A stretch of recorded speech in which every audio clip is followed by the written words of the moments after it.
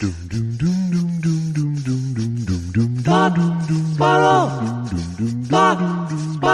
2 Jews, 2 mics, 2 hours, starting now.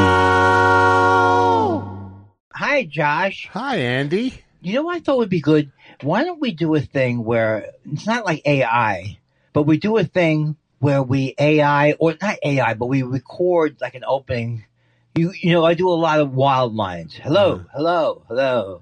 Hi. So and I do like, you know. It's more like AS, artificial stupidity. All right. You're going from 0 to my wound, my intelligence wound. Oh, I can feel the pain. So, then we have like 5-minute chunks. I call them pods. Mm-hmm. Okay. And these would be funny conversations that we have. And then through AI or some kind of system, they just come up with very, very like endless, what's the word? Endless variations of that. 5 minutes of, I forgot that, you know what was funny, Josh? I forgot I left cheese out overnight. That's one example. Hey, Josh.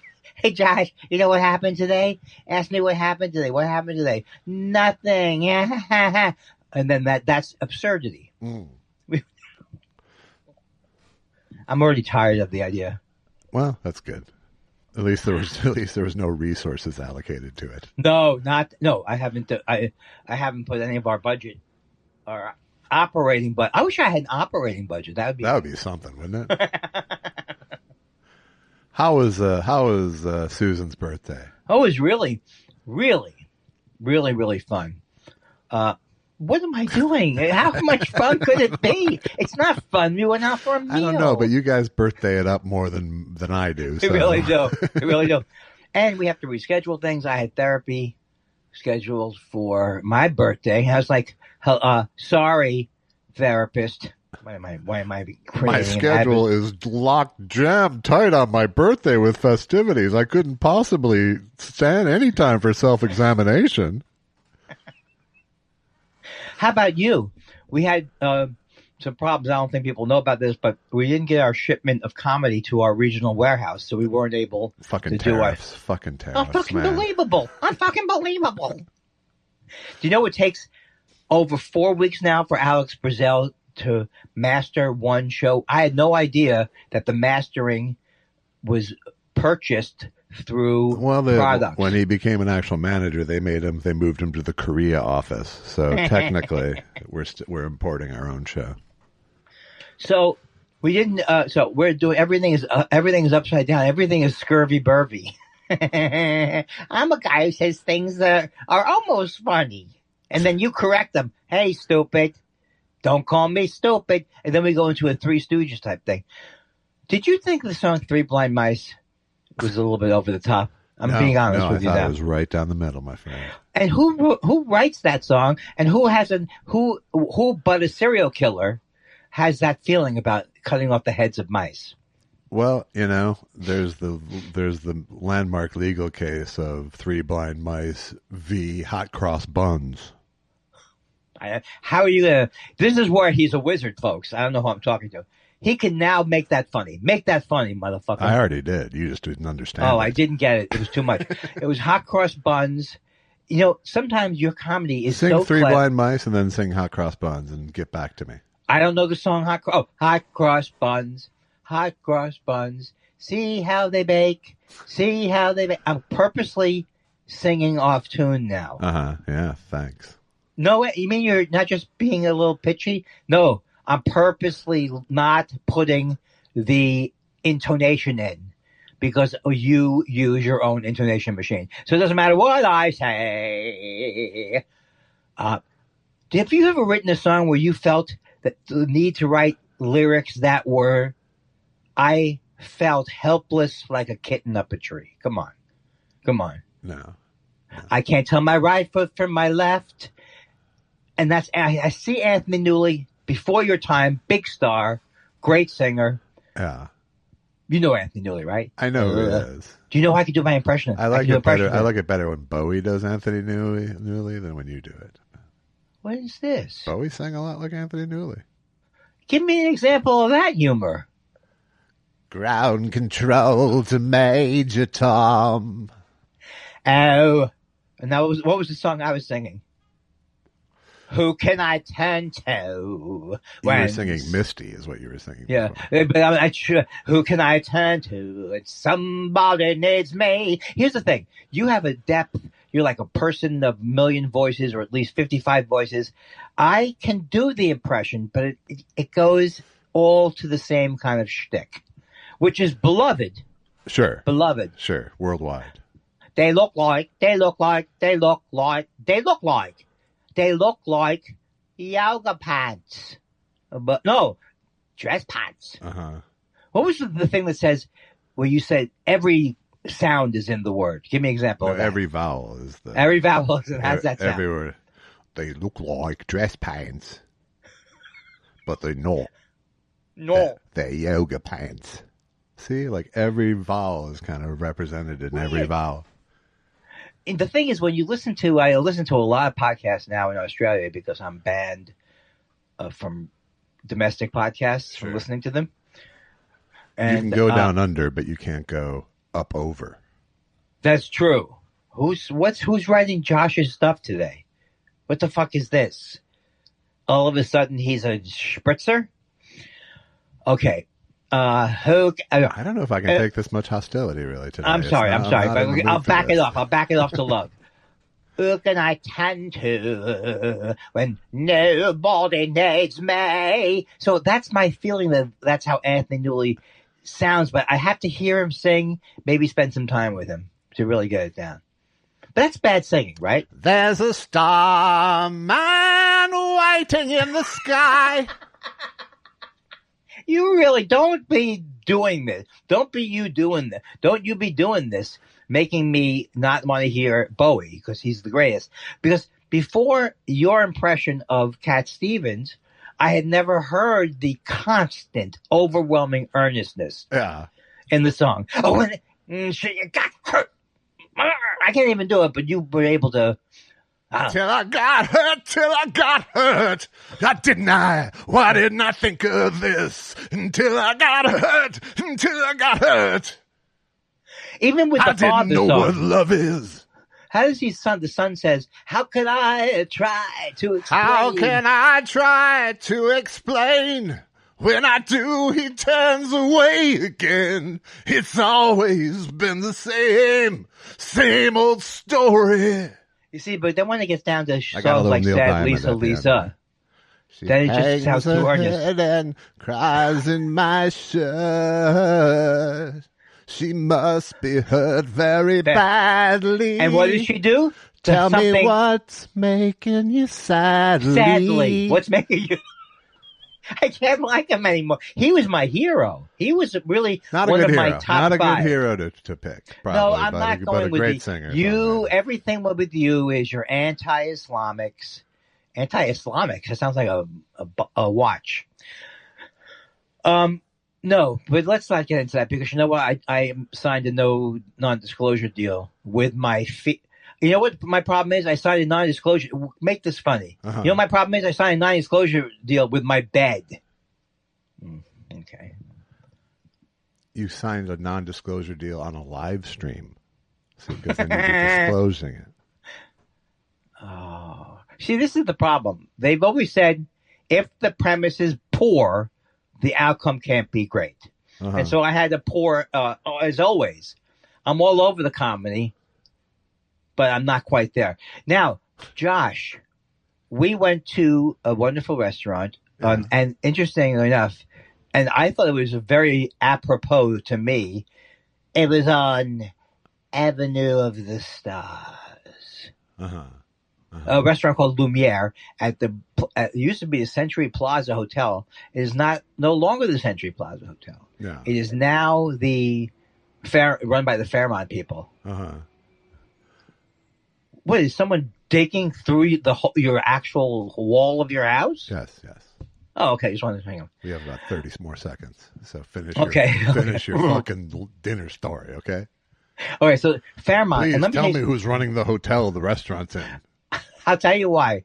And I'm going to tell you that it's going to get more boring, but hopefully it'll be shorter. I love look, I'm not Rich Brotherton. I'm the brother of Rich Brotherton. Sure. But I've stayed at Fairmount.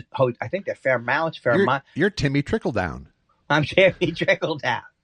And they're a nice hotel chain. And here's the other thing. I love hotels.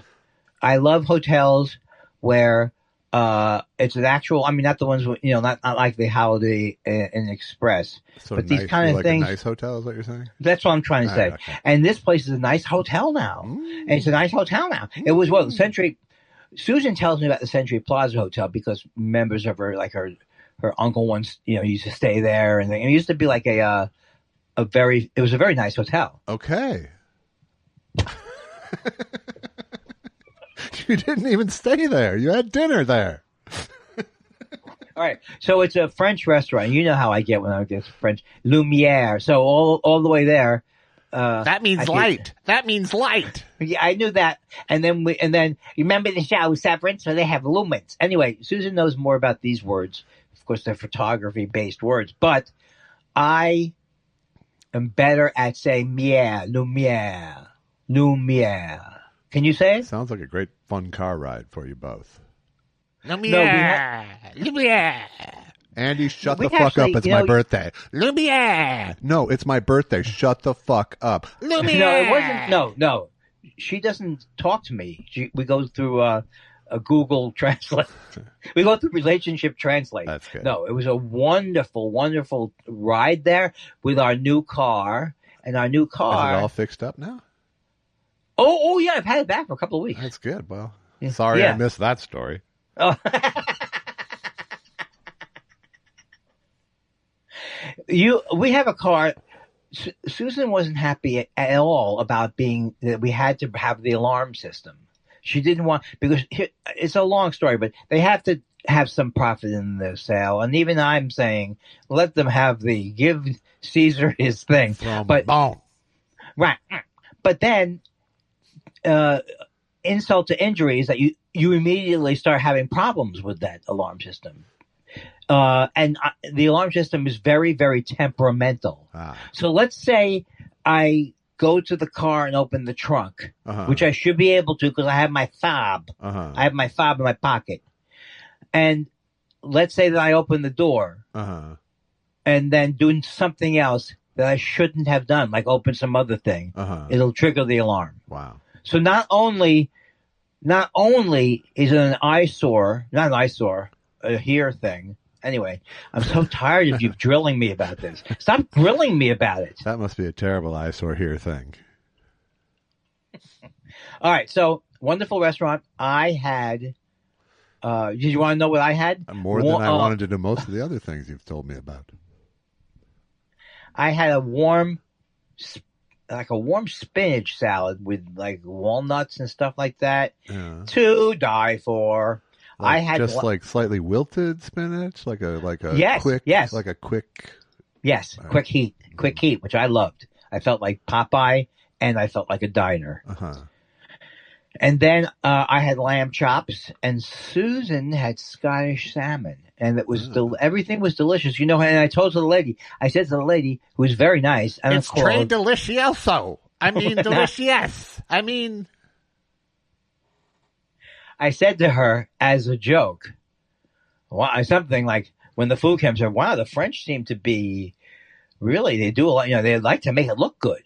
Like it's the obvious thing that some stupid idiot would say." Was there like any kind of a fruit tinged sauce on your lamb chops? What was the? It was like almost like a couscous underneath it, and no, but it wasn't what you're talking about, and it was also almost rare, not rare, but medium rare, which sometimes, but it was delicious. You don't want an overdone lamb chop. You don't want one like that. No. You can't have, and so you can't. If you want an overdone lamb chop, go to a wedding with the pass-arounds and the lamb chop lollipop things. There's your fucking overdone lamb chop. And what a disappointing, because these have been Colorado lamb chops, or am I making that up? Colorado is a good source of your lamb, Yeah. So this place is fantastic. And I wanted, and not only that, nobody was there. This is the thing, like when you get over 50, or maybe even before that, you don't want a din. I don't want a great food, but a din. So 5:30. No, that's not it. There just wasn't that many people there. And I have to recommend, like probably the last person who's had one of these, I recommend the Michelin Guide. Because in the old days, I would look up Zagats or Zagats or Zagats, and they give you, it wasn't perfect. It wasn't, and it started to get more poor as they went more into their own lingo. Don't come here for a look-see, but come here for a quick right?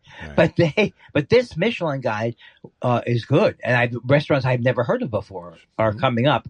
And then I say to the guy, I say, yeah, we came because you got a Michelin star. He said, sir. And then Susan was like, stupid. I told you it was Michelin rated. Oh, no, now you're insulting. Ooh, ouch. Oh, now you're insulting the man. But here's a gift certificate for some tires anyway. That's the thing that I was, of course, the last person. I don't know if you knew that the Beatles, it's kind of like Beatles. Huh. But was wondering, why is there a picture? I see the Michelin guy somewhere on the book, but that can't be true. Yeah, it's the same company. Right, but how did that happen? It happened because it happened at the turn of the century when cars were new. Okay. And the Michelin Tire Company was a part of that revolution. And they were trying to encourage people to drive by giving them ratings on restaurants that they could, in fact, drive to throughout France. Is this 1900? This is the early 1900s. Yeah, right. Like, that's when it started. And then it expanded throughout the world. Hold on a second.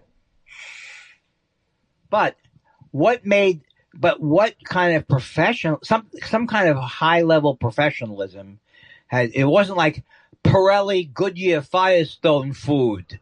We give it 3 oil cans. They had the French thing going for them already. That's the thing. Yeah. The French thing. I am sold on this French thing. I love their food. I love everything they do with food. I love everything they do with what would they do during World War II? They went surrender. No, yeah, they had the thing. Pales in comparison to our current country. So there's nothing you can say to me now about what the French have done in the past that compares to a president who gets he's paid by $20 billion from Argentina, but he's not giving a penny to them if his guy doesn't win in Argentina. Uh-huh. He goes, hey, if a communist gets in there, right? I can't, but I can just say no then, like in New York. If Mondani, I said something about New York and Mondani, and then I started to pass out. Yeah. But this is, I don't know. You may take all your money to the bank with the infatuation or either.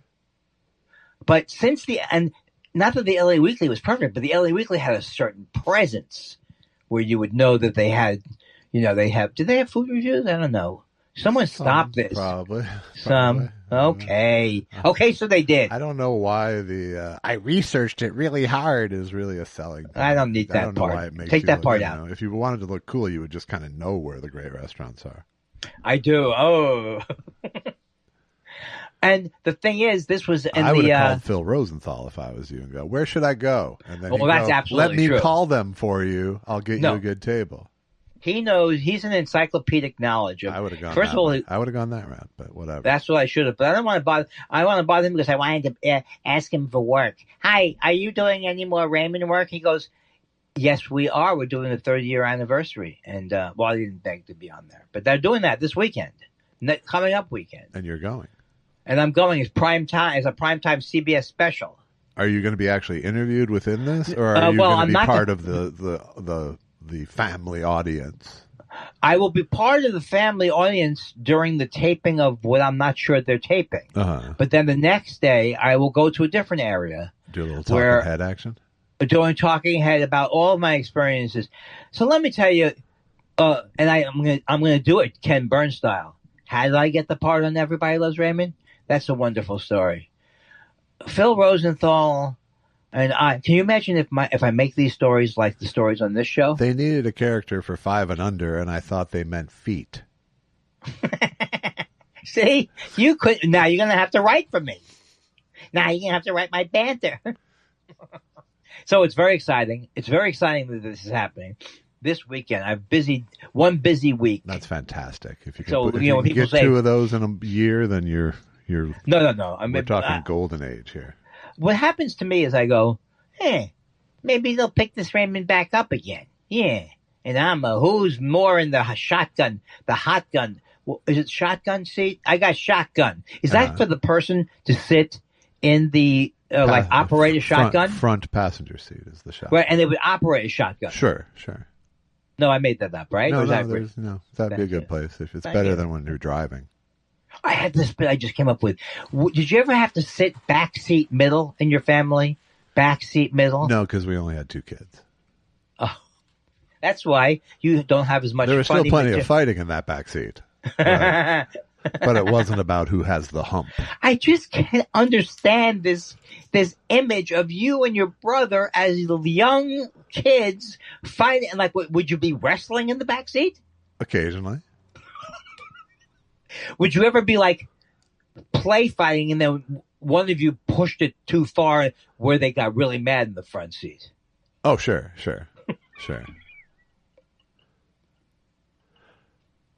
I think there's another thing. You know, it would always start with, let's say a slug bug or a pinch toe. What's a slug bug? Slug bug is you see a Volkswagen bug, you hit someone in the arm and go, slug bug. That's the stupidest thing I've ever. That's the most cruel. And then in the 70s when Pintos were out, we added pinch toe. Did your brother come up with both of these? No, slug bug was in the ether, was in the zeitgeist. I can't even believe this. I don't know if pinch toe was an innovation or. And we wonder how we ended up with fascism, when this is what the kids were playing, and you were like a progressive Jew. And if I saw an old vintage motorcycle, I'd do Indian burn. Do you know that I think progressive Jew is a term that will go away? It's not as automatic. They don't automatically go together in the way they once did. I consider myself a progressive Jew in that I've turned my back on much of the religion. That's progress.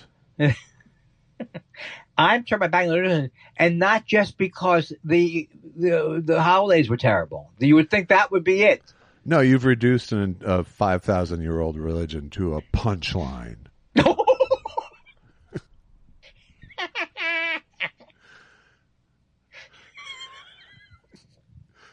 It's like we're dueling for saying things that will destroy our career. Our career.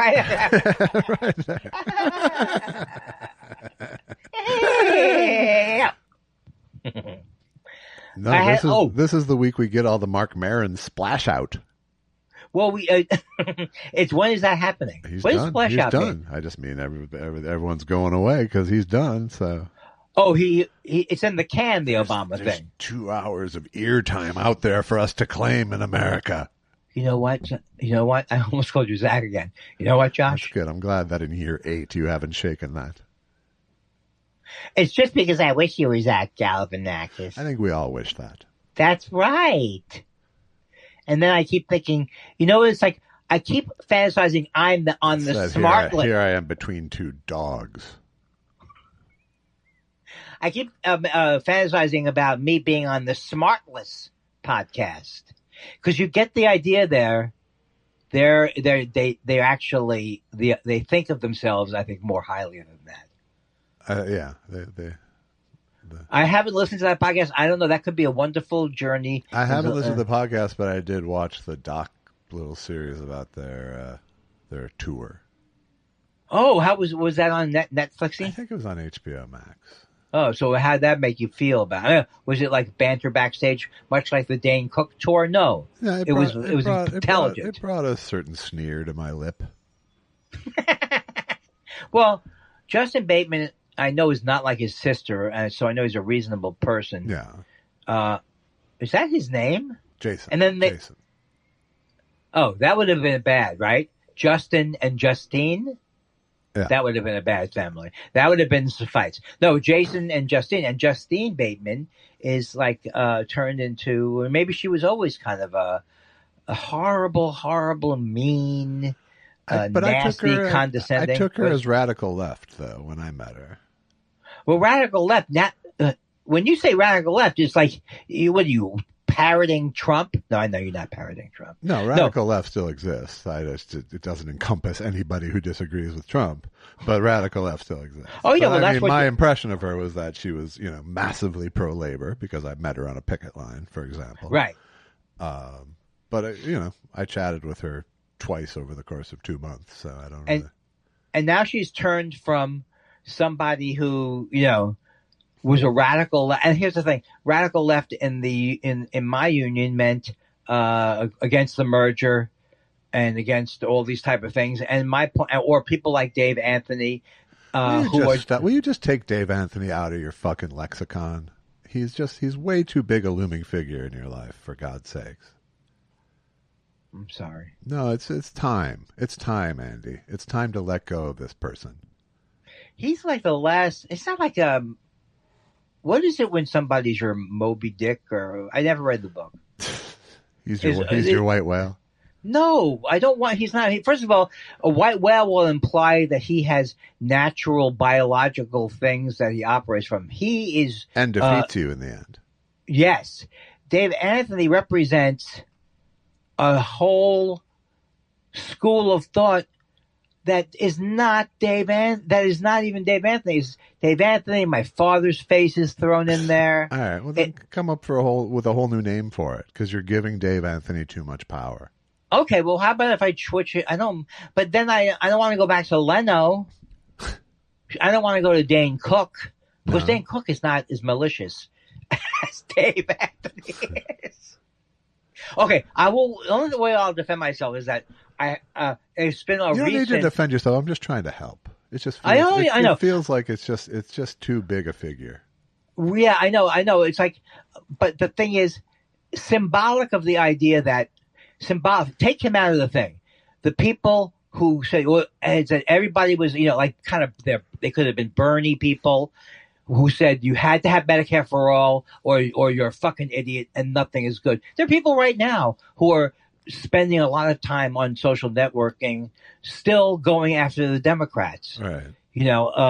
Which they can do. I don't care. Right. But the point is, I saw the light that if I can get past the judgment part of it, which will take the rest of my life, that I'm judging them.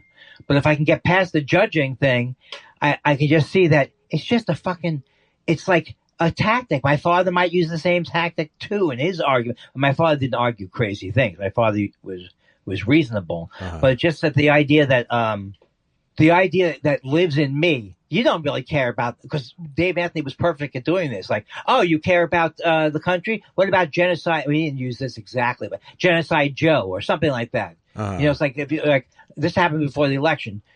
There's a comic named Stavro Halkias or whatever. He does this horrible, horrible bit about Biden, like a hacky thing about Biden has lost his mind and everything, and blah, blah, blah. It's just like that's just piling on bullshit, right? It's just piling on bullshit. So it represents a thing that's separate from people, and further represents a force that should not affect me negatively anymore.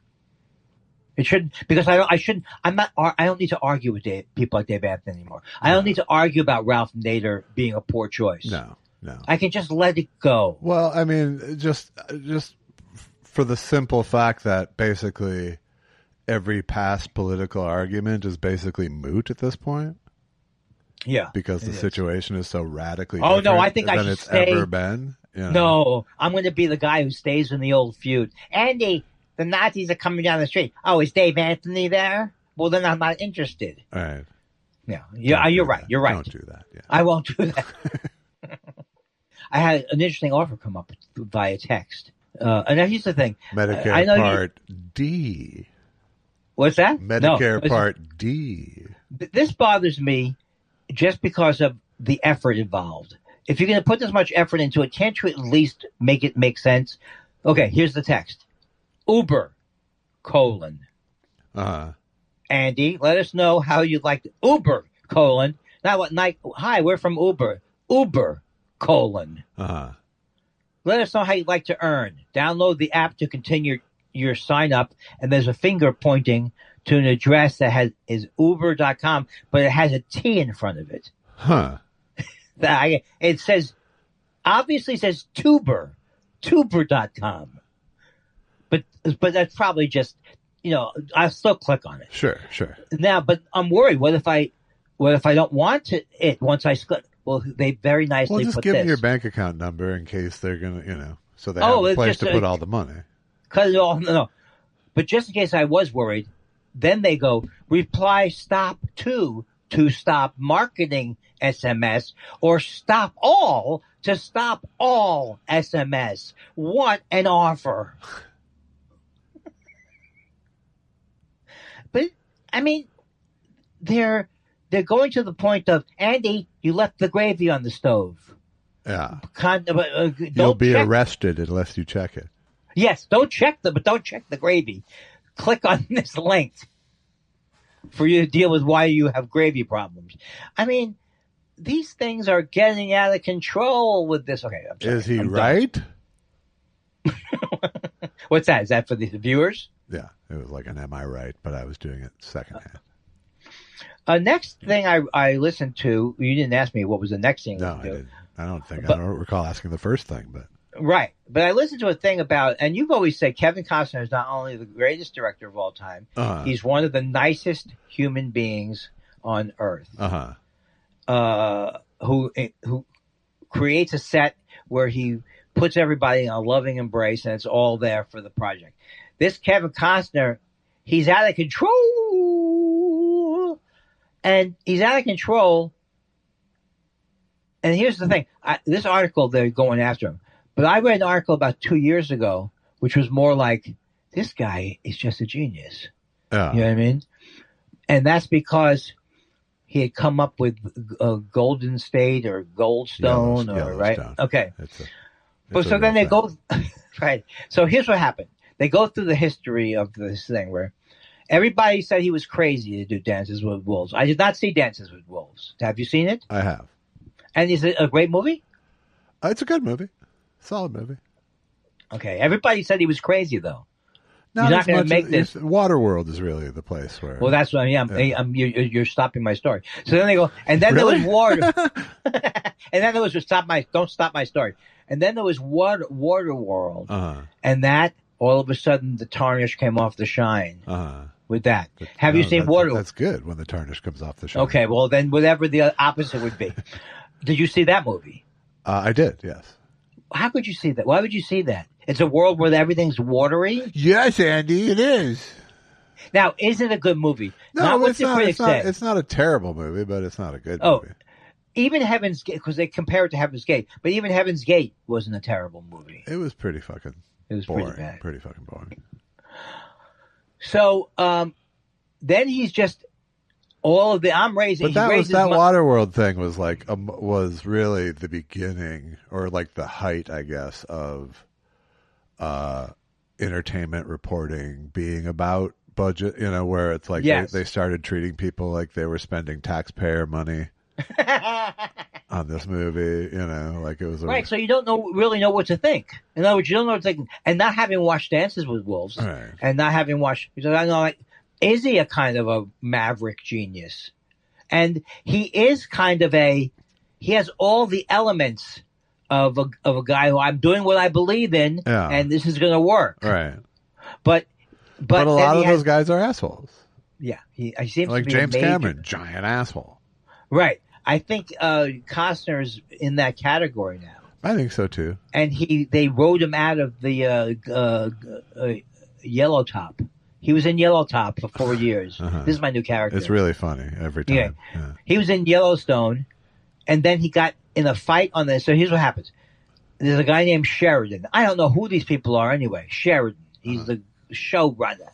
Tyler, I think. Tyler Sheridan? Tyler, W.S. Tyler. I don't know. But I don't know for sure, it's his show, I guess. It's his show. And so Kevin Costner tells this actor in the fourth year, hey, he takes him to the side. Fuck this script. We're going rogue and stuff like that. Yeah. And then the guy goes, I'm sorry. I signed up for Tyler Sheridan. I may be getting his name wrong. Sheridan. I signed up for Tyler, not a Kevin Costner production. And they almost came to blows. They had to be separated. Yeah. Which I would say, good for that other actor. But the thing is, I would have been like, you're right, Kevin. Let's do this. Let's burn it all down. Because if Kevin, let's say I was on that set and Kevin pretended to like me, I'd be, I'm all fucking, sure. I'm Team Kevin. Costner. Yes. But he seems to be losing his slip, and he seems to be not a nice man anymore. I don't get the impression he's a real fun guy. No. And then he has some kind of partner who's I met him years and years ago in South Dakota when he was doing Dances with Wolves, and I was doing bad stand-up at the. Wow, how did that happen? Because he was at the we were playing at a hotel, and he was staying at that hotel. Oh, so he saw you do stand-up. I don't think he came to the show, no, but we talked to him. You bonded somehow. Yeah. But apparently, like, comics, like, a couple weeks earlier had, like, really hung out with him and drank with him and all that. Oh, okay. See, I think he could be like, just like in. But this was, again, like 40 years ago almost. Right, but he has charisma. Sure. No, I mean, and he does, I would want to hang out say if you just said, Bull Durham, No Way Out, yes, Field right. of Dreams, that was a great little streak right there. Unbelievable. I mean, some people would die to have that oeuvre. Was he a producer on the Field of Dreams thing? Was he influential? But then, so that couldn't have fed his ego. He was just an actor, not just an actor. I am an actor. I've walked the world too. But he wasn't the director of that film, I don't believe. No, he was not. And that director was Ron Shelton, I believe, for Bull Durham. He at least wrote it. So, I think that. And so he does it when he did Dances. No, not Dances. Yellowstone went to this new show, Horizon. Now he's insisting on making 4 of these. The current state, he's insisting on making 4 Horizon movies. And I think 2 have come out. And he's trying to get. Yeah, it didn't go well though. I heard it's not so good. Yeah. I heard things aren't so good on the horizon. That would be me at the rap party. I guess Kevin has a little problem with the Horizon line. No, don't go for. Why am I going for a painting? I don't know. You'll help me punch it up. I will. Yeah, but I do those parties by excising it. Many years ago, I turned down a gig where they wanted me to come to a house where there were like all kinds of CAA agents, and I would do it for free. Or like they wanted you to do like a little state of the industry for a bunch of agents. No, just regular stand up, and then but what an opportunity for me type of thing. Good exposure. This is like the same thing the Riyadh people tried to tell me. But much to my credit or discredit, however you see it, I didn't think it was self-sabotage. I just felt like I don't want to do that. No, I think doing the gig would have been self-sabotage, quite honestly. Oh, that's right. That's true. Because my underlying anger would have come out. Yes. The first time. Potentially, yes. First of all, it was not nearly as genius. No, it wasn't really as good. Let's just say your opening act back then was a ticking sound.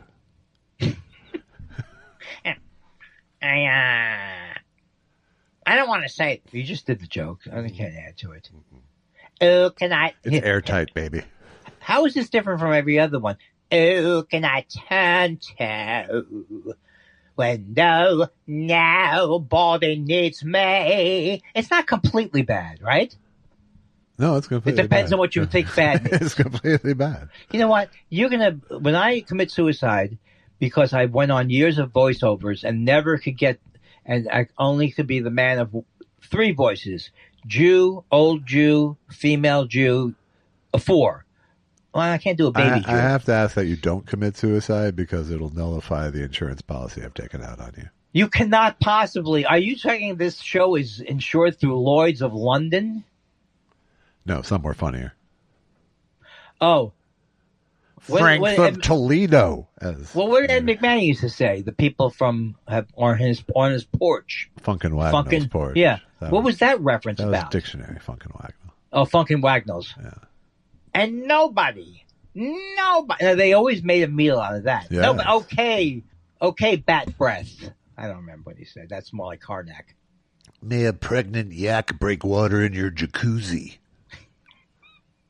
He was all well, God bless Johnny Carson. I don't know why I said that, but I did love Johnny Carson. But he was already doing his voices were. You should have come in then and said, you're doing fucking Jonathan Winters. But he knew he was doing He wasn't. He knew he was doing Jonathan Winters. He knew he was doing Gleason. He. I don't understand why he thought that was okay comedically. It was not okay. Well, Karnak was a funny bit, though. It was. Karnak was a funny bit, and was based on his relationship with Ed. And I mean, he really was. Him and Ed set the stage for Dave, and but even like Steve Allen did Karnak as not as Karnak, but did like the Answer Man bit, which was the same joke structure. You have to see this thing. I've seen it online. I don't know if you've seen it at all, but Steve Allen, he's trying to do a bit, but he keeps laughing. Yeah. It does actually, but interesting enough, it doesn't sound like he's laughing like when someone's really laughing. Uh-huh. He seems like he's has turned himself into like, this is the funniest thing I've ever done. I'm my own warm-up guy. What better image, though, could someone being insecure? You could see many ways why I'm insecure. Listen to the podcast, but how it symbolizes Jimmy Fallon running through the audience when he leaves, and it's almost like hi, love me, love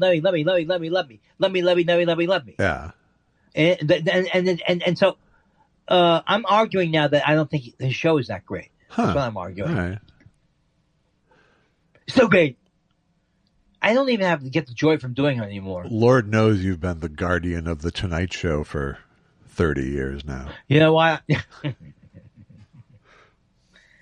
God knows. Sorry, I'm getting room tone. No, that's not me. That's not me getting room tone. You know what that is? It's me feeling a lull, but realizing after years of doing the show that it will not help to call attention to the lull. Not really. Lull, lull, lull, lull, Captain, lull, it's the lull alert. Lull, lull, lull. But you just did it, so. Well, now I did it now because I still think I've got Robin. I've always told you the Robin Williams thing, and I heard him do this. He did a joke that didn't about religion that didn't.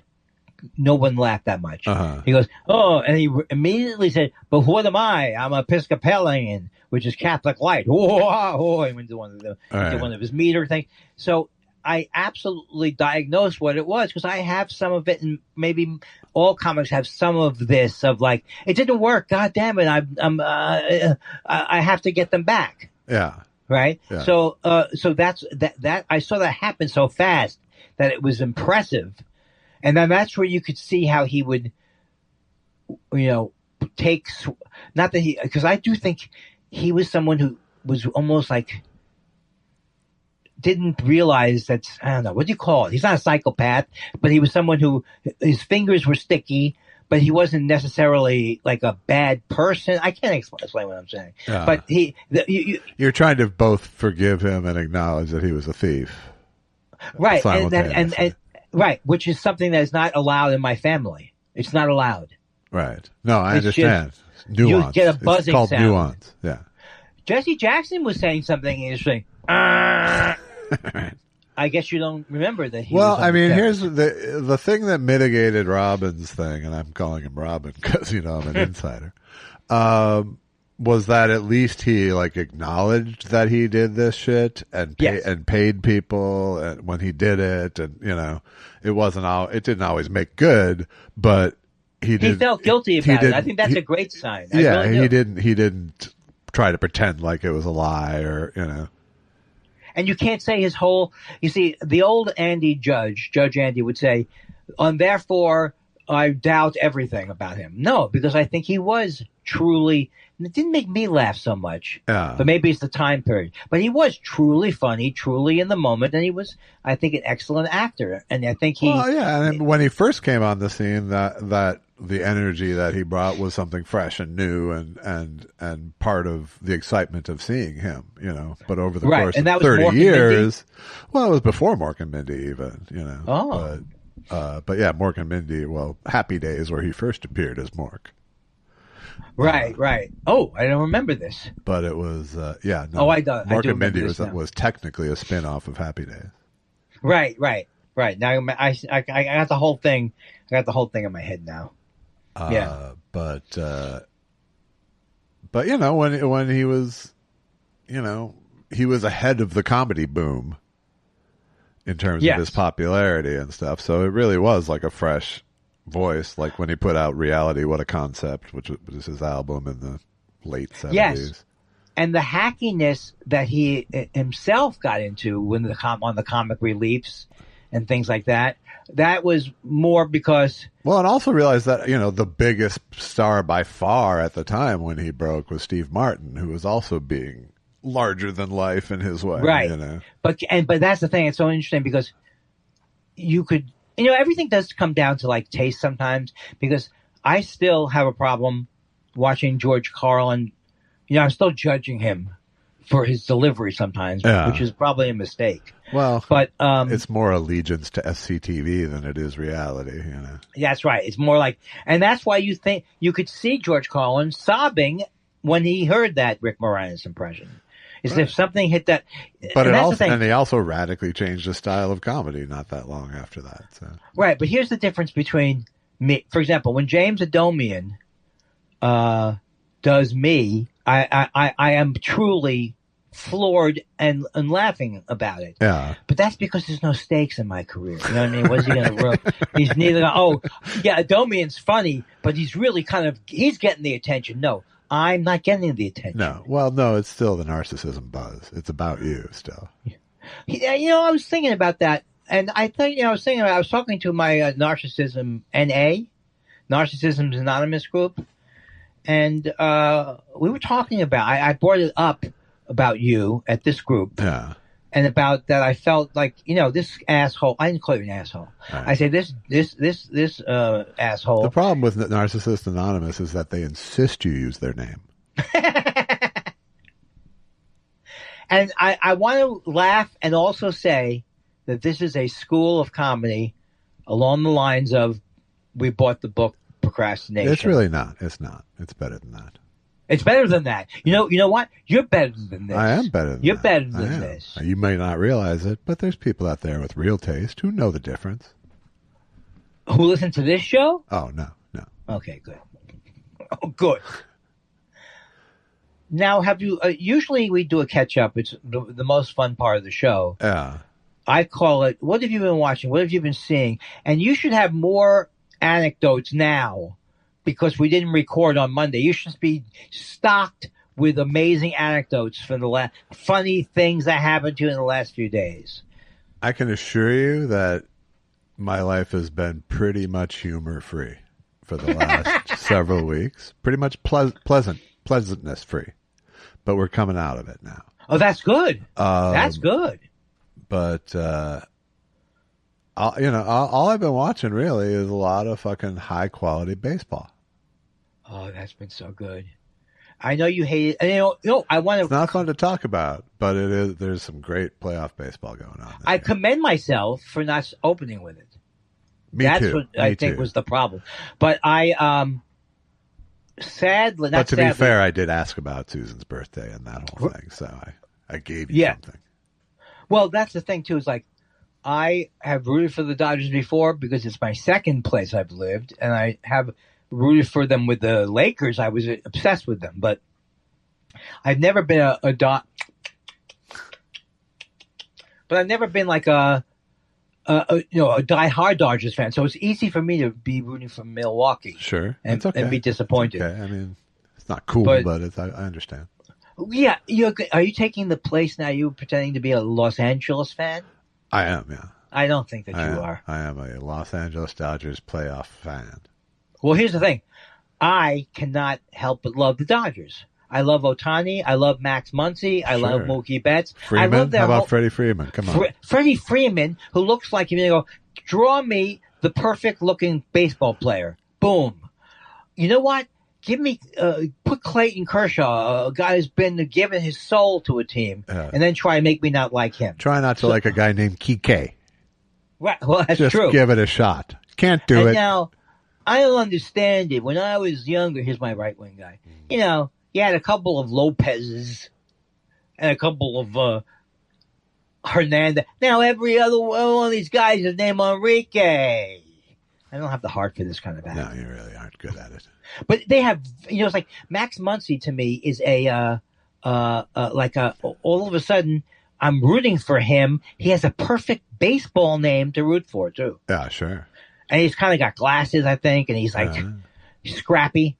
So I still think Milwaukee could come back. I know we're not going to talk about this much longer, but this would be a good way to hang up. But the other thing is, I love those Mariners. Sure. I love them. But I also, here's the problem. I know you have a friend in Toronto. I have a friend in Toronto. You know what's so amazing? Like, I'm someone who gets upset by the world, and yet I get equally upset by, or sad for my friends. I start to weep for my friend. Like this guy, Kirkering. You know that guy? No. He He's the guy who lost the series for the Phillies. Oh, right. Yeah. Yeah. He got freaked out. Uh-huh. I saw it many times. And he awkwardly threw it to the wrong base. No, it was he had to play it first for sure. But, yes, and had he made the play first, but he didn't. Over. But it was more. It was even worse than that because it was a terrible throw to the wrong base. Terrible throw to the wrong base, and so that ended the game. Right. So you see things. His name comes up, and and to me, he's a dead man. He's like not dead like they're gonna kill him, but dead career wise, or like the kicker for the I can't even remember his name. The Bills. Scott Norwood. Scotty Norwood, right? Or Bill Buckner. Right. But it has to be at some point that this goes past the people. And it goes past the people themselves. I think even Bill Buckner was able to make fun of it down the stretch of his life. But we attach that, well, I think there was like a Boston Forgives You party for Bill Buckner at some point, too. And it's not easy to get a team like that when the thing that you did caused them to not win a World Series that they hadn't won in 3,000 years, right? But I'm still projecting. I'm not Kirk Kerkering. I'm not I don't feel like Kirk Kerkering. He's not walking around going, "That's it, that's it, that's it, that's it." He may be for a few days. Yes. Right? But I can name you 7 or 8 other people who are not goats in the goat sense of, isn't sometimes you're the goat used like you're a scapegoat or something like that? No, I can name you 7. Goat is greatest of all time. Okay. So I can name you 5 or 6 other things. Even the guy from Arizona who finally beat the Yankees. I don't remember anything about that guy now. Do you? No. Okay. But so that was a big year, but he as the hero of that series, that's not going to cement his reputation for all time. So it's just, I'm again processing it and I don't even have the skills for this particular profession. That's the thing that's sad. Right. It didn't even come close. I was so close. You were so far from competing. You were scared of hardball, and yet I'm still putting myself in the shoes of this guy. Oh, great. I'm Kirk Kerkering. I don't think that's his name. I don't think it is. But I'm just playing along because I can't supply the real name. Right. But anyway, I'm rooting for the Mariners, and I'm rooting for... No, but you know what? I hesitate. You know why? Yeah? I have a friend in Toronto. Oh, fuck. What would you do? And what I think and how I believe affects people's lifespans and their ultimate happiness. Sure. Is that the flip side of narcissism? No, it's part and parcel. That's part of it. That's the part of it. Yeah. It would mean so. Center of the universe, kind of, Like my friend in Toronto. I mean, there's a little bit of solipsism involved as well. Yes, there is solipsism. I always forget what that word means. That everything revolves around me. Yeah, you're the only truth in the universe kind of a thing. Well, that seemed, why do they call that? That just seems like truth. Why do they call it solipsism? Well, they tried to call it Kindlerism for a while, but. Wow. We've started to hit a good riff here now. Uh-huh. You know what I mean? We're past the lull period. Right. I don't know why you keep telling your friends that you would rather shoot yourself in the head than do this for another 2 months. Why would you say that and then give me a story of like, oh, it's fun? Why would you be writing out a last will and podcastament? No? Okay. You know, I'm...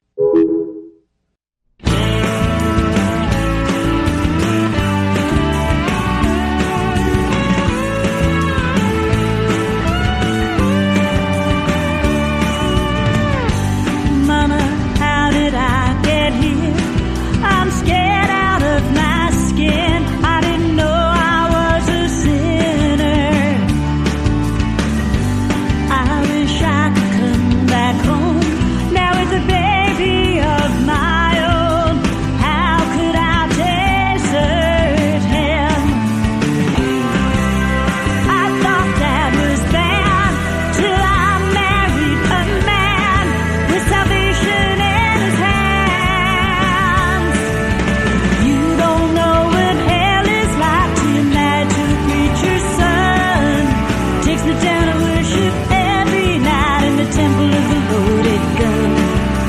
You don't know what hell is like, but there's something for everyone. Takes me down to worship every night in the temple of the loaded gun.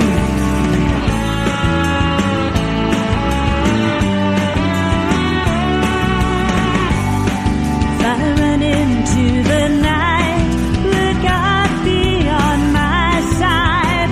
Would He protect me? When He hears my baby cry, the man hits me one more time, as if that's gonna stop her.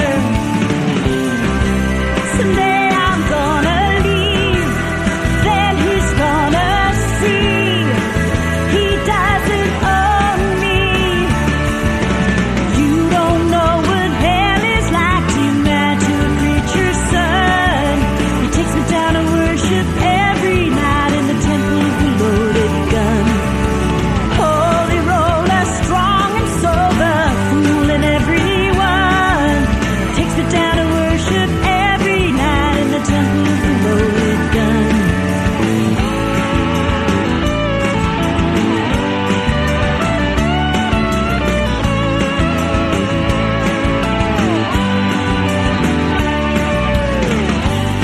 Why does he have to be so cold?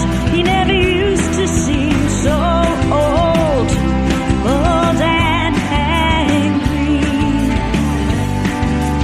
I recall a time he used to smile every time he saw me. Now there's something wrong. Now it's ticking like a bomb. I'm afraid he's gonna kill me. You don't know what hell is like till you're married to a preacher's son. Takes me down to worship every night in the temple of the loaded gun. You don't know what hell is like, well there's something for everyone. Takes me down to worship every night in the temple of the loaded gun. Yeah, you don't know what hell is like.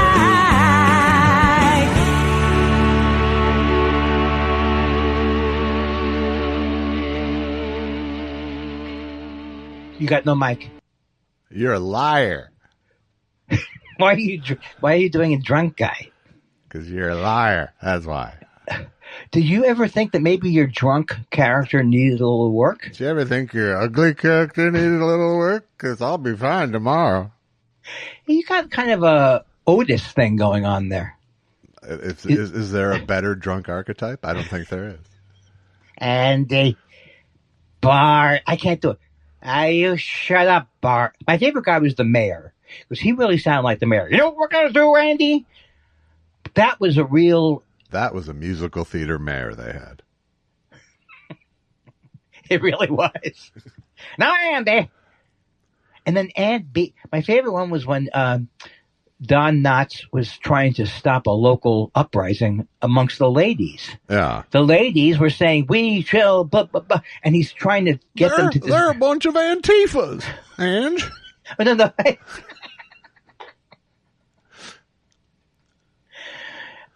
I told you, Barney, we don't have black people because they live in Mount Pilot. And so Barney's trying to disperse the crowd, and then he starts to chant with, "We will." He picks up their chant. Exactly what you don't want to do when you're a policeman in charge. What a weak-minded fool he was. And then he did. Are you done? futzing?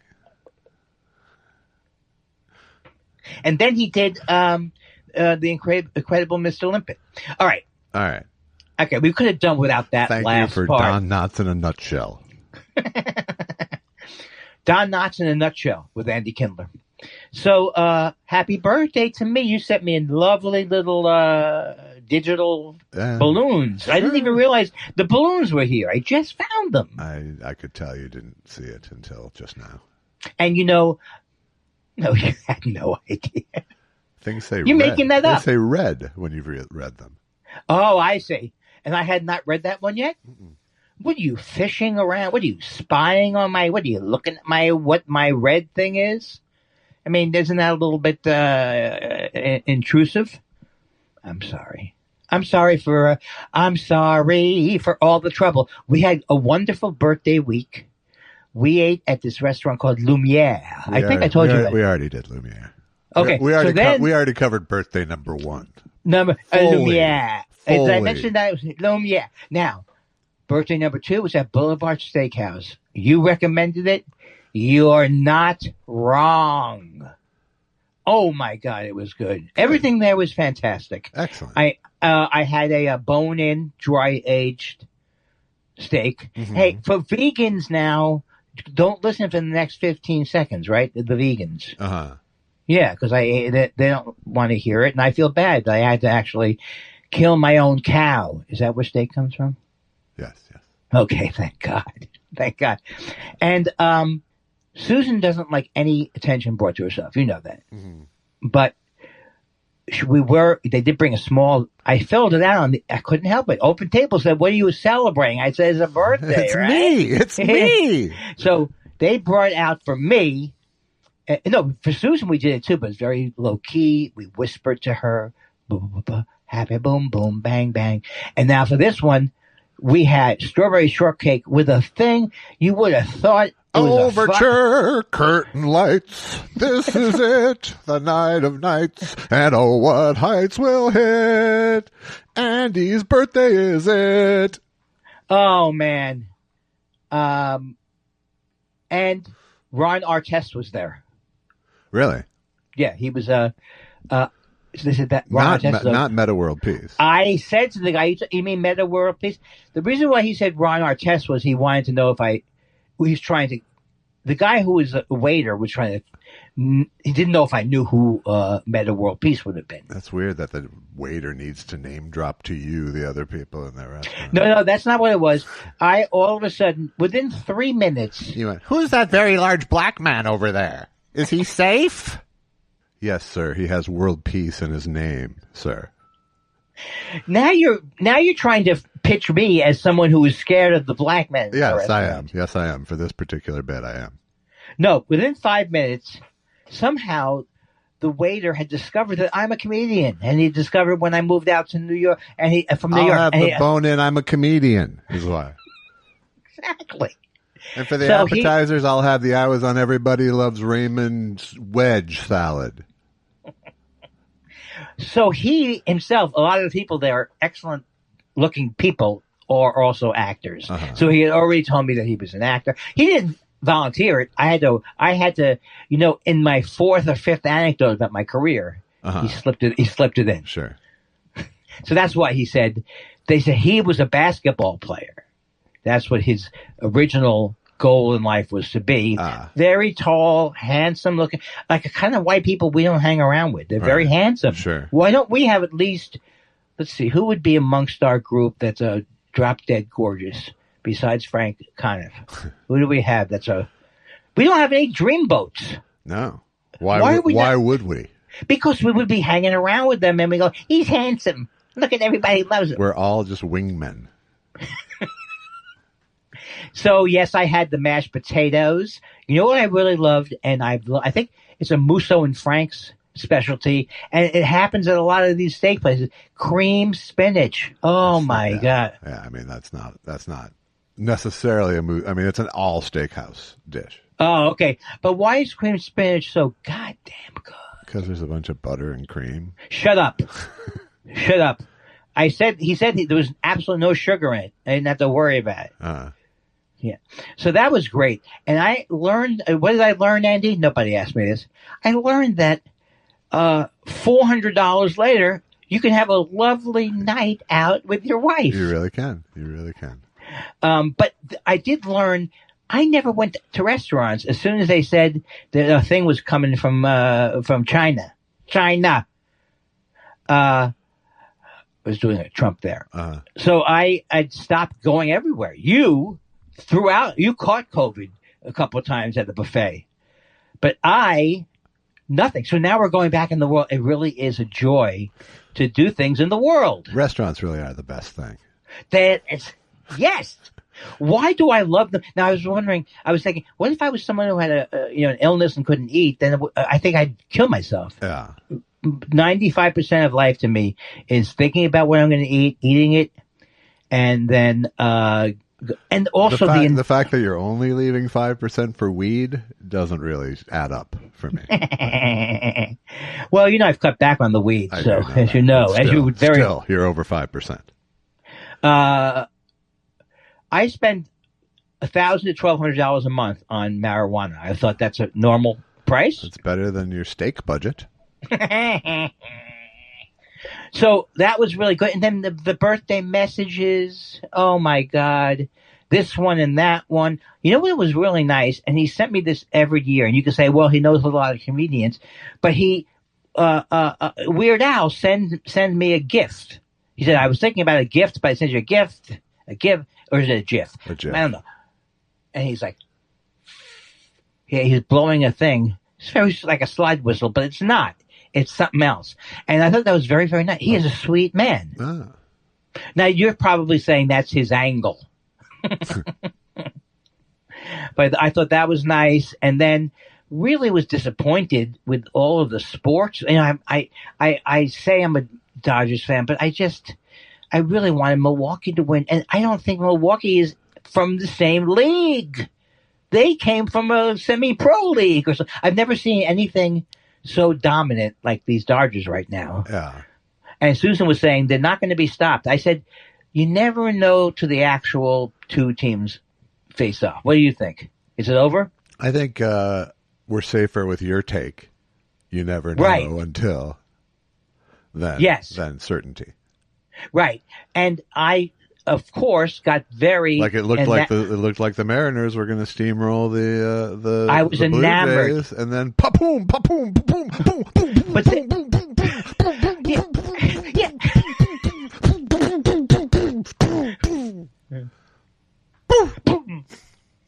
and then you're watching the first two games of Seattle.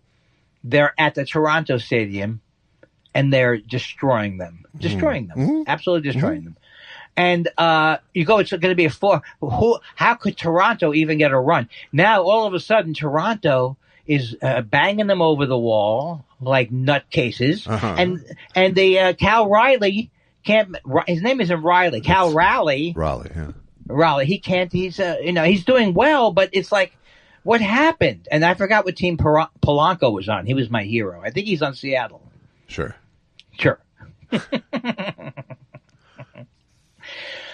So a wonderful time was had by all, but my birthday's over now. That's the thing I don't like. Well, if you were any kind of man, you would go, you know what, it's your birthday weekend. No, I would not do that. Why not? Because I don't believe in that sort of amount of self-celebration. If not me, then who? If not me, I planted several stories in the paper. Nobody picked it up. And the Kindler phone, if everybody loves Raymond, is turning 69 today. Used to be millions. Every time I would wake up on my birthday morning, I would get like the Gazette from Cider City would have me announced. Wow. I don't know where. And then I realized Cider I don't know City. that was a bad. I pulled that out. I'm sorry about that. I apologize for that. That's okay. It's your birthday weekend. How was your week? The country's doing good. I didn't get a chance to keep up on the country. Yeah, it's been a huge turnaround since Wednesday. Yeah, it's like the worst place ever. Yes. Yes. But was there any? What I like to say when there's a autocratic takeover, what I like to say is, was there any green shoots? Do we have any green shoots? And they always say that. We may be seeing some green shoots. I'm more of a look for the helpers guy. What's look for the helpers mean? It's a Mr. Rogers thing. Oh, okay. But you know what the green shoots mean? It means that there's a chance of life. Yes. And I haven't seen any green shoots, but people say, what were you going to say? I thought you were on your way to something. No, I could tell. You weren't loading up. No. I mean, my face might have said, "Oi, this fucking guy," but I didn't really have anything to say. In reference to me? Yeah. No. Oh, Trump more, no, right? Just kidding. Either way. I know you're kidding, but it's so hard to tell the difference between when you're kidding and you hate my guts. He hates my guts. Josh Elvis Weinstein hates my guts. You hate me so much you don't know my name. I didn't say Weinstein. You did not. No. Sorry, Zach. Sorry. Thank you. I'm a bad person, Zach. Because for once, I didn't say the real pronunciation of your name. This character has to be put on ice, is what I say. This character. Why did I write down Kevin Costner here as a note for our show? Because you already did your Kevin Costner run on Wednesday. You haven't. You haven't cleaned your workstation since then. You know what my workstation is? My whiteboard. Yeah. That's it. It's very easy to clean. You use a paper towel or such. Huh. I love it. I love a whiteboard. I hated chalk on a blackboard. I think it was purposely made to hurt us as children. It's very Andy Kindler. I prefer white over black at all times. Well, thank you. As I always say, if you're going to portray me as a racist, thank you very much. But the squeak, I still can't get the squeak. And then also the meaner teachers, they had a special way of. Did you not have blackboards when you were in school? Yes, we did. Are they gone now? I hope. I imagine it's more whiteboard than blackboard at this point. Yes, and I imagine it's who are those two guys who made the movie? Ben Affleck and Casey Affleck. Ben Affleck, and he's a genius. He's a math genius. 6 + 9 = 15. He knows it all the time. And he's in Boston. And the tough guys go, "Hey, man, you trying to be smart? I'll tell you what's smart." Boom. James. And he's never going to be on the Jimmy Kimmel Show. That part I know. He said he couldn't make the Jimmy Kimmel Show. All right. Right. That movie had a lot of, I don't know what it was called. Chalk work. Chalk, yeah. And blah, blah, blah, blah. And a lot of movies, you know how the procedurals love to say that there's a office in their thing that has a glass wall and it has the pictures on their glass wall? Mm-hmm. Well, this is the same. This is a little bit of the same thing. You know that you have to notice that you know what you've got today? Too much confidence. It's not a good sign for me. It's not a good sign because I've used it before to think I was going to have a good set. This is the confidence of a man treated well at a celebrity-loving steakhouse. Unbelievable. Well, here's the thing I couldn't believe.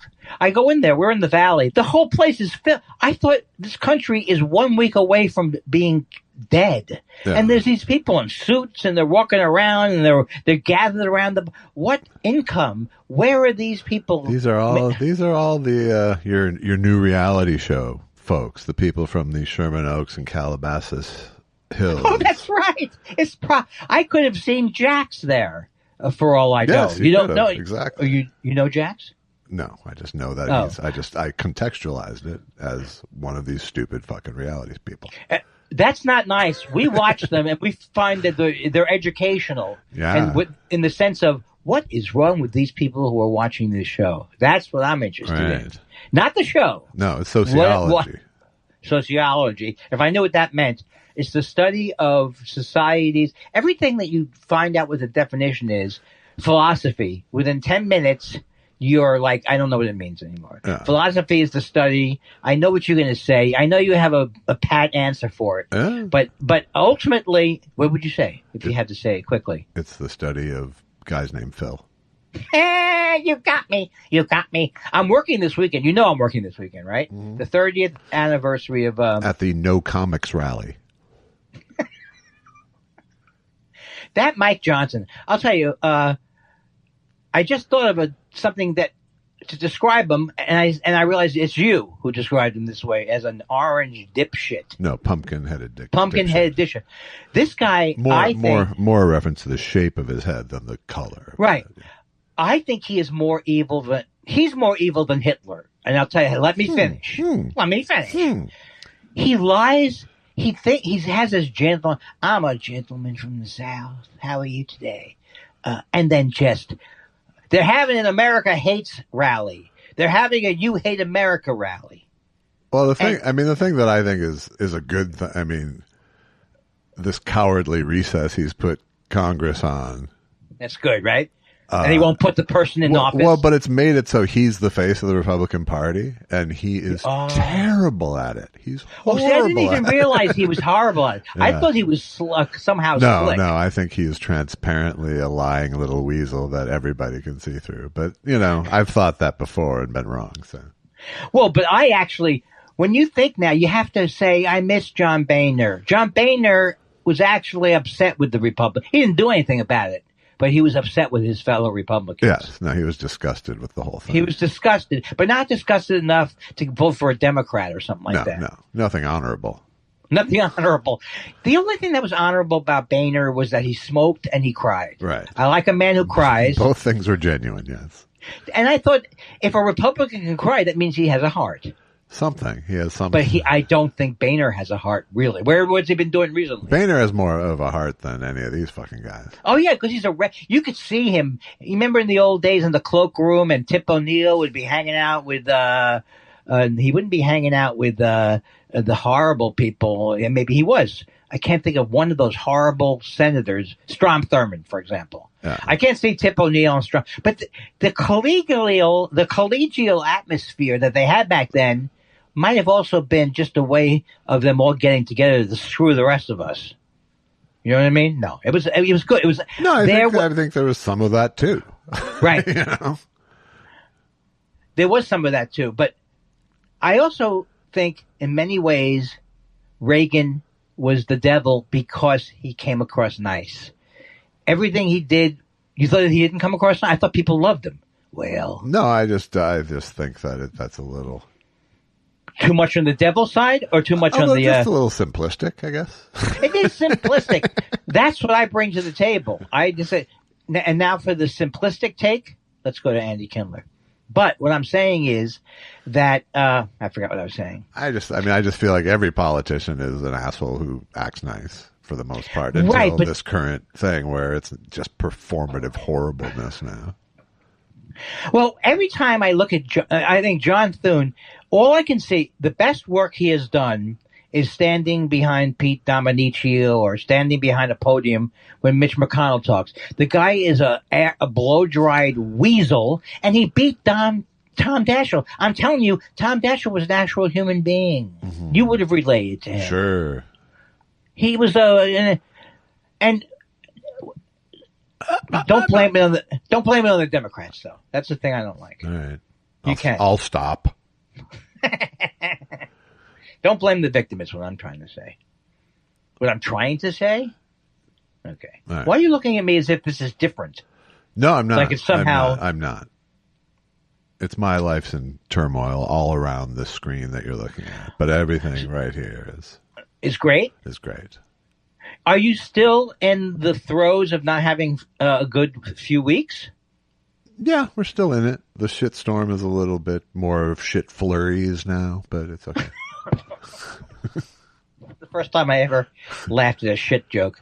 Let's take the win and go to questions. Oh, really? Okay. So you think I've done a great job this part of the show? I really do. That's what you're telling me. You carried us. It's time for questions. What do you want to know? We love your questions so much. It's half our show. Half our show. John Dunbar says, if it wasn't already discussed in part 1, has Josh seen the John Candy documentary? And how does he rate Colin Hanks as a documentarian? I have not seen it yet because I bought the book, the John Candy biography by Paul Myers, which came out the same week. In fact, I asked Paul Myers online, are you feeling synergy or conflict over these two things? Oh, wow. What did he say? He said, now it's synergy. He said, like, Colin Hanks has been good to him of late. Yes. And they did an event together last week and stuff. But he says it feels pretty much like synergy. So. But I get the feeling that was a journey. That was right. But I haven't decided if the doc will ruin the book more or the book will ruin the doc more. So I haven't watched either yet. Oh, are you? But I will watch. Reading the book, or you read the book? I'm just starting the book. Okay. I thought the original question from John Dunbar was what kind of and I have to say I saw the documentary he made about Tower Records and I enjoyed it. So I think he, in my eyes, he does a good job, Colin Hanks. Also, I think he once said hi to me or something. I don't want to. Yeah, I thought the Tower doc was okay. I think the problem with John Candy is that he was a delightful man. In terms of the storytelling. Man. So, right. The only downside was his internal demons, I think. But otherwise he was just completely beloved, He wasn't like Chris Farley. He wasn't self-destructive, right? Well, I think he was self-destructive in terms of food and alcohol at times. Oh, alcohol. He did that. Maybe he did the I didn't realize that. But I'll know more soon. And also when you think of how many funny people there are, he was hilarious on SCTV. Just and I even liked. I think it was Planes, Trains, and Automobiles. I thought okay. It was great. Yeah, and see what I'm worried about. I liked the movie, but I was ready to defer to Captain Hate. I know. Well, it's just because you don't have enough confidence to fucking be behind your opinion. No, in this case, because you think anyone disagreeing with you is calling you stupid. Well, that's true, but in this case, I couldn't quite remember. In the case of remembering movies, I haven't seen it since it came out. It cracked me up. I think Danny DeVito was in it, and they that was Throw Mama from the Train. Yeah, which had nothing to do with John Candy. Nothing to do with John Candy. But I do remember enjoying that movie, but I thought maybe I was wrong, and I didn't want to at all appear to be uninformed. Right. But what other movies did he? Did he do a whole bunch of other? I don't remember any of his movies. He did a shit ton of movies, a lot of movies. But good ones? Yeah. Besides? Stripes, Splash. Oh, Stripes was great. Who was Harry Crumb? Not so good. I didn't see it. He was in a lot. He was in good and bad. He was in Spaceballs. You can decide for yourself. He was in Spaceballs is a bad movie. He was in the Blues Brothers in a very funny role. He was in Home Alone. He was in a shit ton of movies. What age Uncle was he Buck? when he I didn't see that. I think I did. Well, what age was he when he died? I don't know. In his 40s, I believe. That's young. Yeah. And I say it's young because I'm closing in on 80 now. It's true. Yeah. Closer to 80 than 50. You are a terrible human being. I used to think it was just a bit. Yeah. No, it's real. It's real. It's real. It's happening. Dan Marsh says, hey guys, what's your most memorable incident of showing up to a venue you've never been before and finding out you've been overpromised? I saw Stanhope at a bar where the promoter had him performing in front of a big window looking out on the street in full daylight with cars going by. That to me is a good gig. Sure. Oh, I've had so many of them. I think I've told you the story about flying up to Canada on a small flight, and then taking a car with another comic, and then driving 3 hours through an invasion of flies to get to the bar, and there was still the invasion of flies, and then during the show they wouldn't turn off the hockey game. Yeah. That was bad. But it wasn't overpromised to you. No one said this is going to be a great gig, and then you were disappointed. I don't think anyone's ever overpromised. I know, yeah, it doesn't ring as nothing. No bell went off when asked that question. But, sometimes you think you're going to do well, and that doesn't go. I mean, well. I've done bad situations. I've done comedy in the back of a fucking pickup truck as a stage before. I've done. I like that one. I've done lots of bad situations, but yeah. I can't think of any good situations besides Acme. Well, there's a follow-up question, which is, what's your best example of a gig that seemed like it was going to be depressing, but turned out great?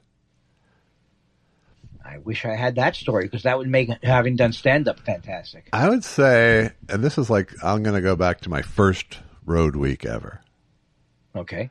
Where we drove hours and hours to Beulah, North Dakota, which is as remote as it sounds. Former home I'd never even heard of it. Of a coal gasification plant that had gone under. So it was a depressed coal town in remote North Dakota. And we get to the horrible little hotel, and there's 3 of us comics. The headliner is named Charlie Walker, and he's a black guy.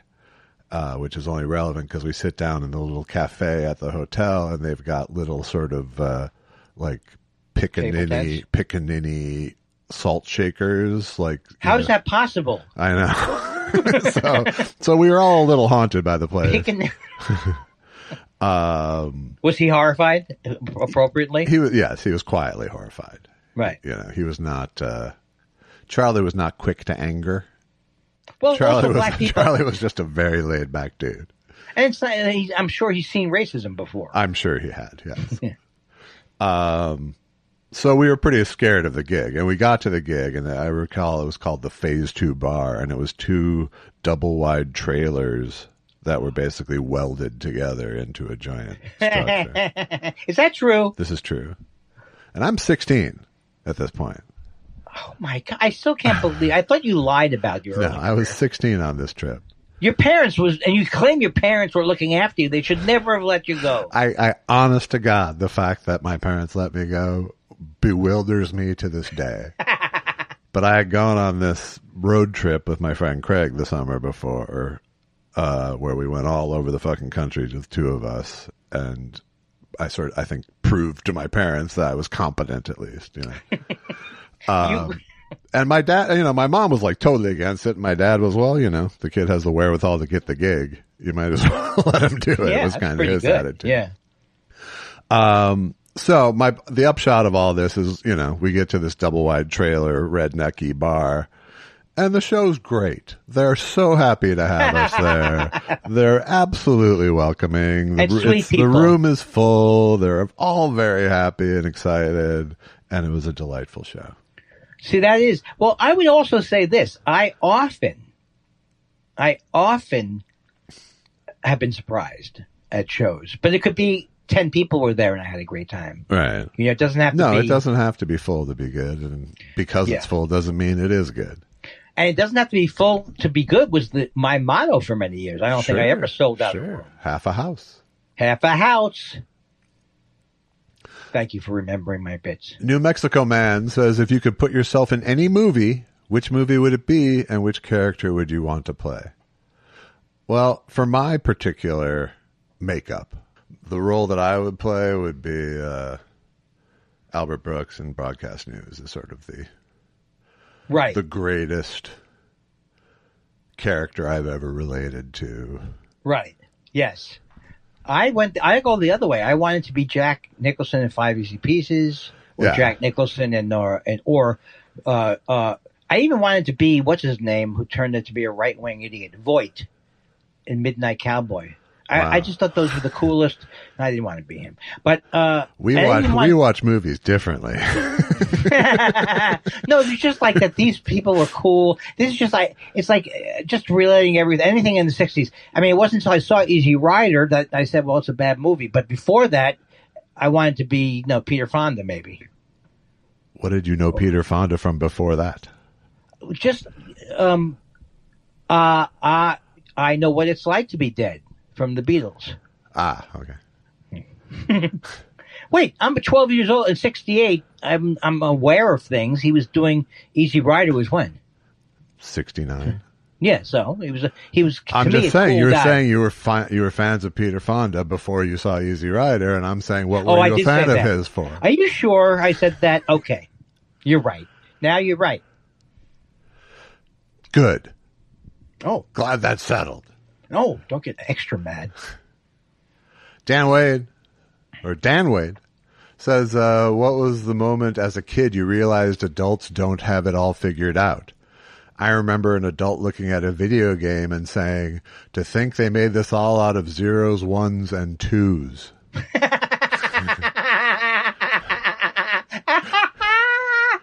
Oh, I like that one so much. I never thought, I haven't experienced my parents changing seats to avoid the fact that my mom didn't have a driver's license. I never saw them ever as being hip or I was about together. to say, you never had the confidence. No. No. And my dad's friend Harry Chester, because he was a friend of, he worked with Harvey Picar, not Harvey Picar. What am I thinking of? Harvey Kurtzman. Kurtzman, yeah. So he was cool. Those people, my dad I thought was cool because he was funny, but I never, and I did think there was a long time period when I thought my dad knew everything. Yeah. Yeah. There was a long period when your dad thought he knew everything. Yeah, I don't know. My parents, I always felt like my parents had their shit basically together because my dad did have his shit basically together. Right. My dad just didn't operate from fear at all. Which is great. Yeah. I mean, which was almost bizarre. You know? Yeah. But he just didn't. And I think part of that was his lawyerness. Right. And his knowledge of the system. But yeah, no, he was not a fearful man. Whereas my mom was dripping with fear. Yeah. Yeah. That was, but they were both, they were both so open about what they were thinking. My mom, especially.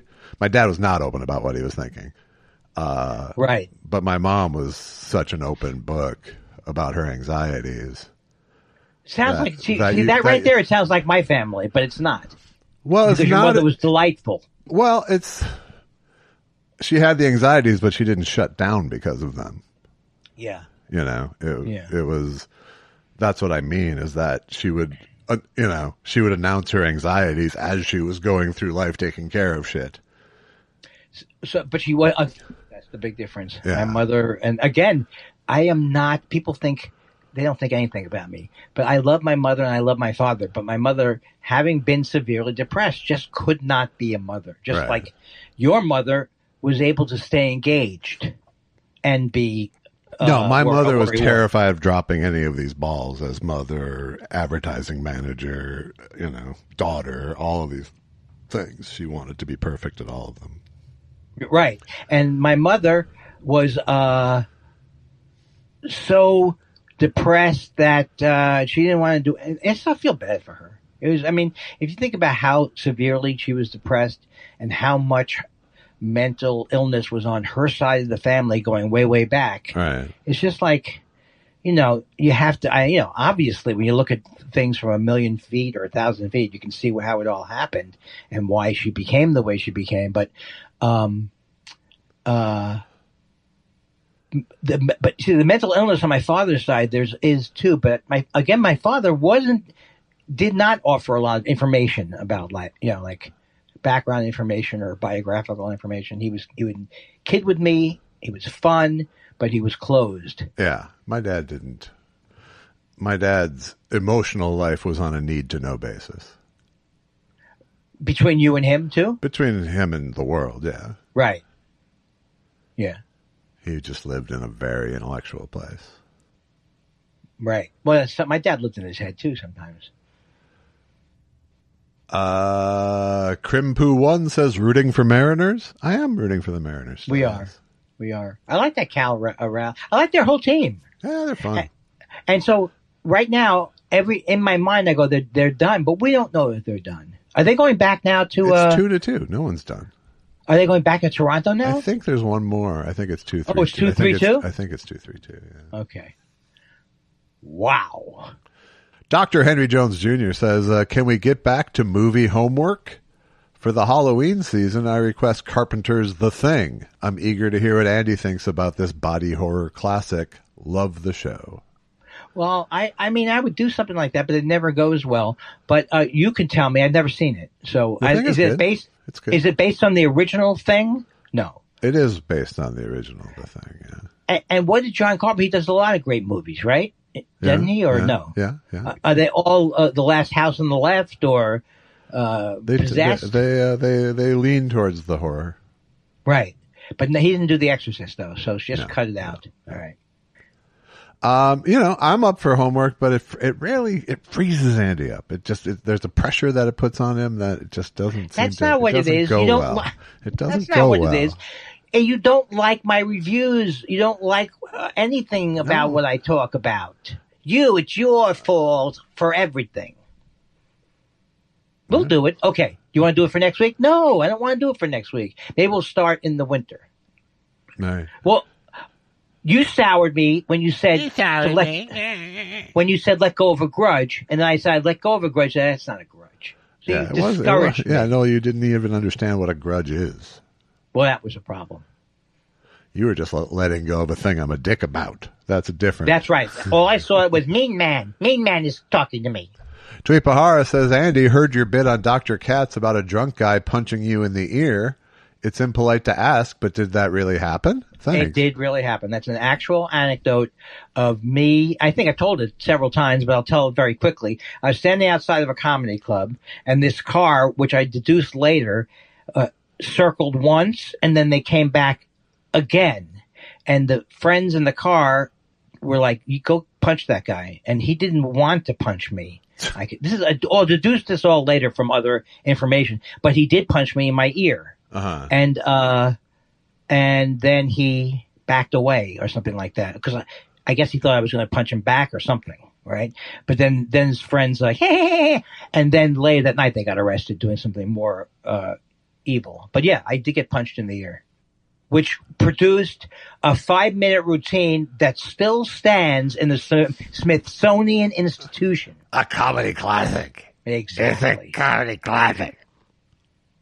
Dan Marr says, a question for Andy. What if your therapist has been giving you placebos all this time? I asked her about that.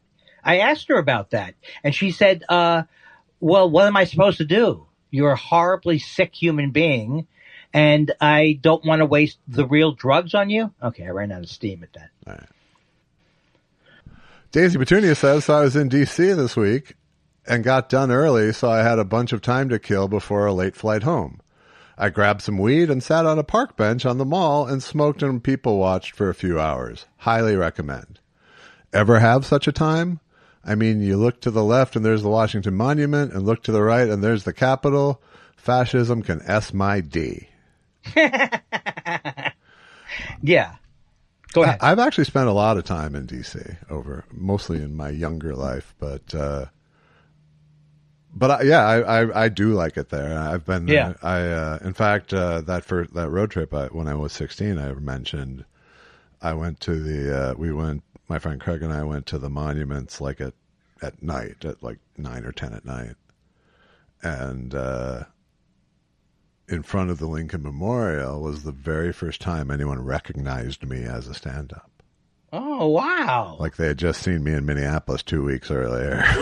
Came up to me on the mall. Are you a stand-up? Are you? I was like, why, yes, I am. Thank you so much. Yes, thank you. Do you relate that to the somehow Lincoln? No. I do now, yeah. Oh, good. When I think of the Lincoln Memorial, that's the first memory that comes. Remember the time that the people said hello? But my aunt used to live in D.C., so we took a couple trips out there as a kid, and then on this road trip I went, and then I went for an international convention for this youth group thing I was in, and I've done stand-up there, and we did Cinematic Titanic there, so I've been there a bunch of times. I like D.C. too, and I've only been there mostly when I did that gig in Arlington. Yeah. At the brew house or Alamo Draft House or whatever. Yeah, exactly. Yeah, we did that too. Arlington Draft House. Yeah. IK for short says, when is Andy doing another album? I'd do anything to get my hands on another one. Hold on. Short of actually paying for it, obviously. Well, has he love the listened Mook to? Show. Has he listened to? I'm sure he's listened to Hence the Humor, and I recommend it still. If you like to hear bicentennial jokes and my jokes about what's the deal with the women looking, all men and women looking the same. No, I do plan to do one. I will do one. If I don't do one, it will be a shame because that's the only thing I really want to do right now is stand up. So, and I think that I have something to offer in that area. So I will be putting out another album at some point. I'm still into that. I'd like it to be just audio because as you age, what's the point? Who wants to look at an 80-year-old guy like me? Daisy Petunia says, I'm back. Is it true that the comedians rejected for the Riyadh Comedy Festival for being too unfunny were instead booked on Byron Allen's Comics Unleashed? I mean, this is what they replaced Taylor Tomlinson with? Oh, wait a second. Oh, yes. And guess who turned it down? Mr. Andy Kindler. I'm not proud of it because I wouldn't have hated doing it. I made fun of it for 30 years, and I had an actual feud with Byron Allen because he wanted the thing to go non-union, and then we made it go union. I've always hated that show, but Bruce said, they asked about me. It's would you do it? No. Would I do Comics Unleashed? Yeah, probably, but I don't. I mean, I would have no reason to. Doug Benson's hosting. But I tend to, when someone asks me to do something related to comedy, I tend to say yes. Unless there's, if Riyadh called, no, I would not. Right. But do you know that there are so many people who do not have any conscience at all or don't know what a conscience is or are generally confused? I don't understand what Pete Davidson was thinking when he took the gig or if he's thinking at all. Handsome Greg Kelly says Diane Keaton and Robert Redford, two legends, never worked together. Unrelated, and because I'm watching baseball, but I think Max Scherzer is a psychopath, and not just because he has two different color eyes. It's hard for me not to like Max Scherzer because he was on the Mets, and I liked him, and I thought that people generally like him, that he's like a funny guy or whatever. But you did get that thing when he came out to the mound, get the fuck out. He yelled, get out of here, to the guy who came to the mound to talk to him. So he might be Mad Max, but he seems like a nice guy. What is your take? You don't have a take. I don't have a big career-long take about him, but I feel like he was, he was going for his last big blaze of glory. And it is there's something about how upset he got that related to wanting it to be a complete game. Well, not a complete game, an official game.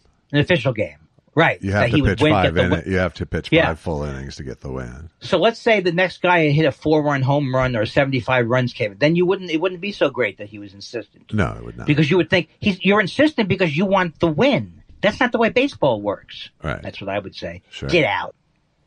Red Hook Rose says. Who did? Oh, yeah, Red Hook Rose. Andy and wife Susan both had birthdays this week. Was there anything special done to celebrate them? Yes, we have covered that. We have covered it, and Rosemary, I've been communicating with her during the birthday period. So, yes, thank you very much. We had 2 wonderful meals. Tony Quiad, I think, says, hey guys, I'm back into reading after years of being a moviegoer only. What's the last book you read that knocked your socks off? Boy, I can't. They're all books on. I loved Lucinda Williams' autobiography, but I can't think of. I don't know. I haven't read Catch-22 in a long time. Was that the one that knocked your socks off? I don't know. I was an English literature major. I have a vast background to pull from. I don't know what the last one to actually knock my socks off was, because I read so many nonfiction things where I kind of know a lot of the shit. Maybe Devil in the White City, which was What was that?